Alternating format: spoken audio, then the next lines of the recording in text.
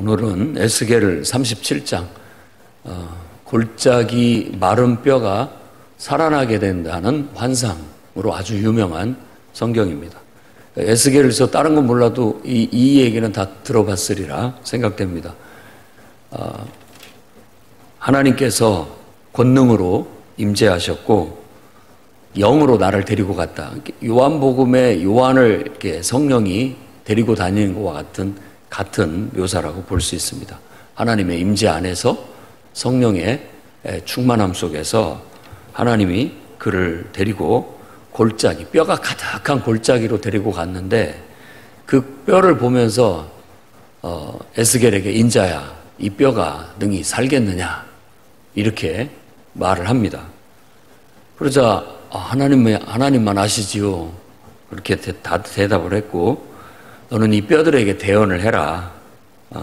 내가 생기를 들어가게 하겠다라고 그렇게 말합니다. 그러면 그것들이 다 살아날 것이다.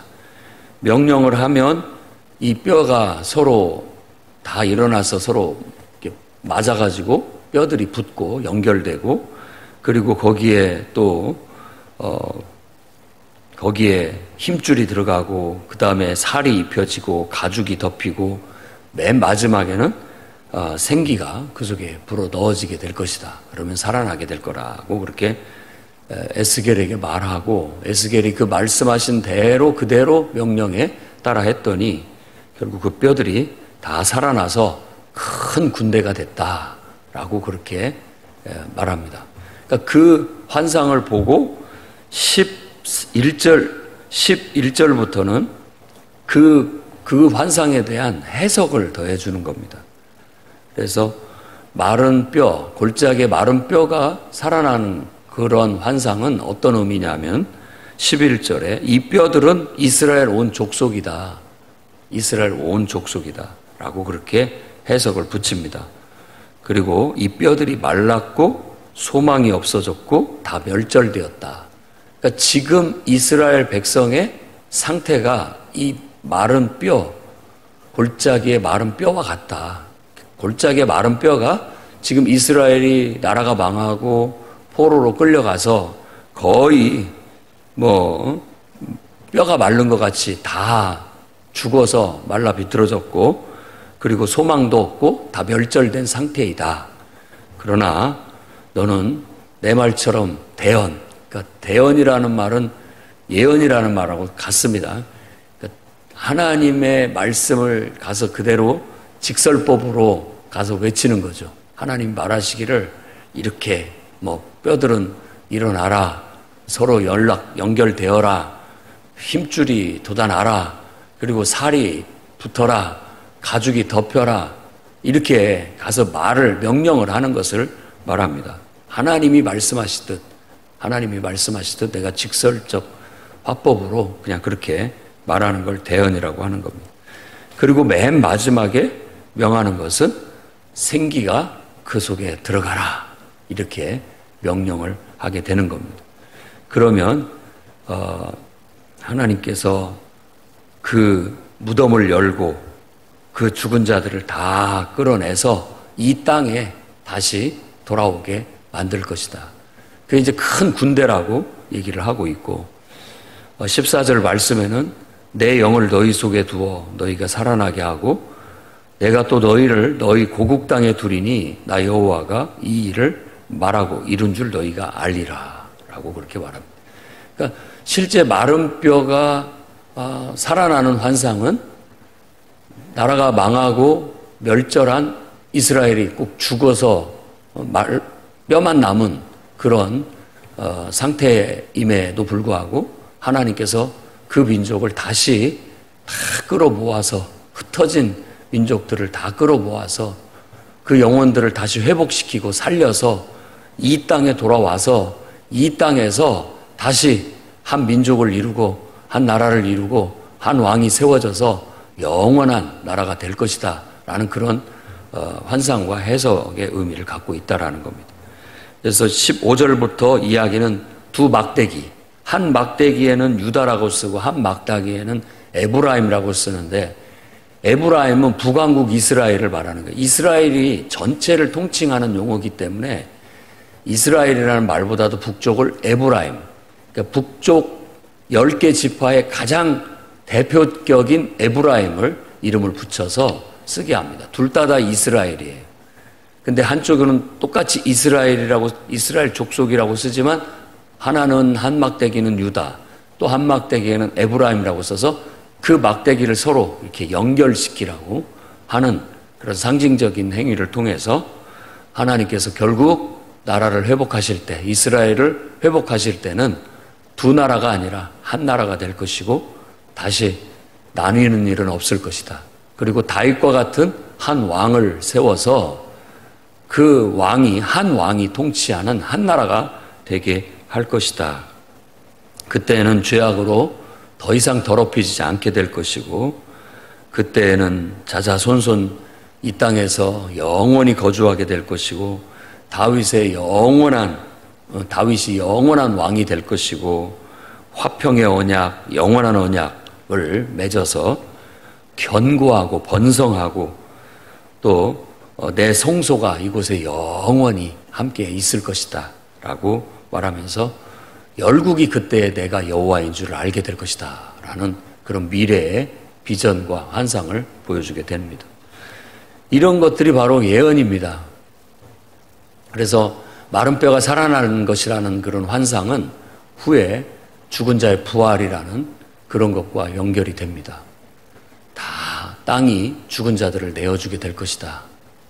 사망에서 모든 죽은 자들이 내어주게 될 것이다. 그래서 다 살아나는 날, 부활하는 날이 있게 될 것이라는 것을 요한은 이런 예언자의 어떤 예언을 듣고 또 그가 기도하면서 성령의 임재 가운데서 그 이상을 내다보고 요한계시록을 쓰게 된 겁니다. 마른 뼈가 살아나서 큰 군대가 됐다라는 그 큰 군대도 요한계시록의 용어로는 14만 4천이에요. 큰 군대, 완벽한 군대, 아주 강한 군대, 그런 의미로서 14만 4천을 상징적으로 12,000이라는 완벽한 숫자를 해서 좌우 상하 어느 곳도 뚫을 수 없는 군대의 어떤 그런 모습으로 14만 4천을 얘기했고, 에스겔은 이 민족이 지금은 이렇게 마른 뼈다귀 같이 망해버렸지만, 다 죽은 것 같지만 하나님께서 이 죽은 이 민족을 다시 살려낼 것이라는 예언을 하게 되는 겁니다. 하나님께서 그에게 주신 환상이 바로 그런 의미라는 걸 말해주고 있는 겁니다. 그래서 우리도 똑같은 사람들, 멀쩡히 살아있는 사람들을 보면서 죽어 있다고 얘기를 합니다. 죽었어요. 영원히 죽었고 마른 뼈다귀 같고 생기도 없고 다 무덤에 있는 사람들처럼 그렇게 죽어 있는 자들에게 우리가 하나님의 말씀, 구원의 말씀, 생명의 말씀을 대언하면 그 뼈들이 움직이기 시작하고 뼈가 붙고 거기에 힘줄이 붙고 거기에 살이 붙고 가죽이 덮이고 거기다가 최종적으로 생기를 불어넣는데, 예수님께서 요한복음 20장 21절에 보면 22절에 부활하셔서 제자들을 모아놓고 숨을 내쉬면서 이렇게 숨을 내쉬면서 성령을 받으라 라고 하는데, 이 말씀을 연상하게 하는 대목입니다. 그러니까 죽은 영혼들에게 생기를 불어넣음으로써 완전히 다시 태어난 새 생명이 태어나게 되는 그런 의미를 갖게 되는 것이죠. 그래서 교회와 우리 성도들의 사명은 영혼을 구원하는 사명이라고 하는데, 예수 그리스도를 알려주고 하나님께서 예수 그리스도를 통해서 계획하시고 구원하시기로 하신 그 말씀을 전해서 사람들의 죽은 영혼을 살려내야 됩니다. 우리가 복음을 전하면 죽은 뼈다귀 같은 말라 비틀어진 뼈다귀가 살아난다 믿어야 됩니다. 인자야 이 뼈들이 능히 살아나겠느냐 믿고 우리는 하나님 말씀대로 가서 대언을 해야 되는 겁니다. 그러니 우리가 하는 일이 얼마나 중요한 역할이겠습니까? 요한도 계시록에서 바로 예수의 영은 대언의 영이다 라고 그렇게 얘기했거든요. 그러니까 그분이 직접 이렇게 나타나셔서 하시는 것이 아니라 그분이 우리 속에 거하셔서 성령으로 역사하셔서 우리 입을 사용하고 우리의 몸을 사용해서 바로 이 구원의 복음을, 이 구원의 하나님의 말씀을 우리 입술을 통해서 또 우리의 몸을 통해서 전달하게 하셨던 겁니다. 그러면 우리가 그걸 대언하게 되면 그 영혼이 지금 살아나고 있다. 여러분이 한번 가서 전도했을 때 뼈가 일어나서 붙었는지 모릅니다.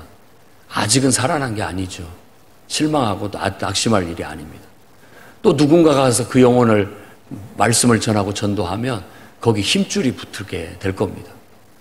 그래도 전도가 안 되니까 낙심하고 뭐 이럴 필요 없습니다. 또 누군가가 가서 대언을 하고 하나님 말씀을 전하게 되면 살이 붙게 되고, 또 누군가가 가서 복음을 전하면 거기에 가죽이 덮이고 최종적으로 거기에 생기가 불어넣어지게 되면 그 영혼이 살아나게 되는 겁니다. 그런 과정을 이렇게 설명한 것처럼 영혼을 살리는 것도 이와 같다라는 걸 알 수가 있는 것이죠. 여러분, 그러니 우리 믿음을 갖고 주님, 내 입술을 사용해 주십시오. 내 인격을 통해서 내가 만나는 사람들에게 늘 예수를 말하게 하시고, 또 예수님을 통한 하나님의 사랑, 구원의 방법들을 전달해서 사람들이 살아나서 최종적으로는 정말 교회에 오고, 교회에 와서 여기서 한 왕이신 우리 주님이신 예수 그리스도를 왕으로 섬기고 그분께 자신의 인생을 맡기고 그분의 다스림과 인도하심 속에 살아가는 진정한 그분이 하나님이 되고 우리는 그분의 백성이 되는 온전한 구원을 이루게 해달라고 우리가 기도하며 나아가게 된다면 저와 여러분을 통해서 놀랍게 역사하시는 겁니다.